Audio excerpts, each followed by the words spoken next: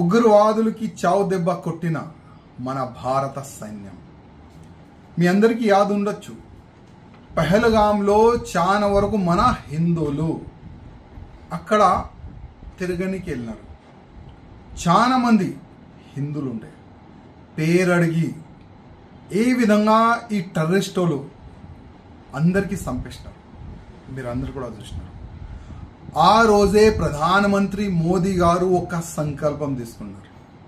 ఎట్టి పరిస్థితుల్లో మా భారతీయుల పైన కాల్పులు జరిపిన ఈ టెర్రరిస్టుల్ని నేను ఏడవను.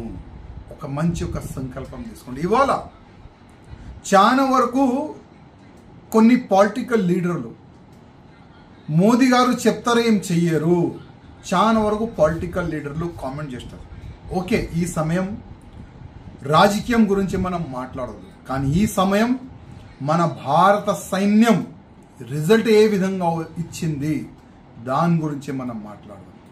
ఇవాళ ఏ దేశం కూడా ఈ విధంగా యాక్షన్ తీసుకోదు, కానీ మన భారత సైన్యం స్వయం ప్రధానమంత్రి గారు కూర్చొని మన భారతదేశ సైన్యంకి ఆదేశం ఇచ్చినారు, మీరేం చేస్తారు చేయండి. కానీ ఇవాళ మన భారత సైన్యం పాకిస్తాన్లో గుసాంచి టెర్రరిస్టు అడ్డల పైన, అంటే టెర్రరిస్ట్ అడ్డ పైన ఏ విధంగా బాంబు దాడి చేసి దాదాపు 90 అబోవ్ టెర్రరిస్టుల్ని చంపేసినారు. అంటే మా హిందూ మహిళలు బొట్టు తీసేస్తే మా భారత సైన్యం రిజల్ట్ ఏ విధంగా ఇస్తుంది ఇవాళ మన భారత సైన్యం చూపెట్టింది. అదేవిధంగా పహల్గాంలో ఆ టెర్రరిస్టులు భర్తకి ఏ విధంగా చంపినారు, మహిళల ముందు చంపే ముందు ఏం చెప్పినారు వాళ్ళు, మోదీకి చెప్పుకోపో. ఇవాళ మోదీ గారు చెప్తున్నారు మా రిజల్ట్ ఈ విధంగా ఉంటుందని. ఇదైతే ఇది ప్రారంభం. నేనైతే ప్రధానమంత్రి మోదీ గారికి ఒక రిక్వెస్ట్ చేస్తున్నా.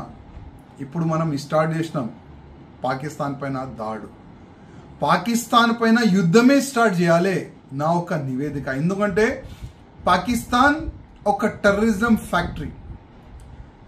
మనం ఒకటే చోటుకి దాడి చేసినాం, కొన్ని ఆతంకీయులు టెర్రరిస్టులు చనిపోయినారు. కానీ ఇవాళ ప్రతి ఒక్క పాకిస్తాన్ కోనలో టెర్రరిస్టులు తయారవుతున్నారు.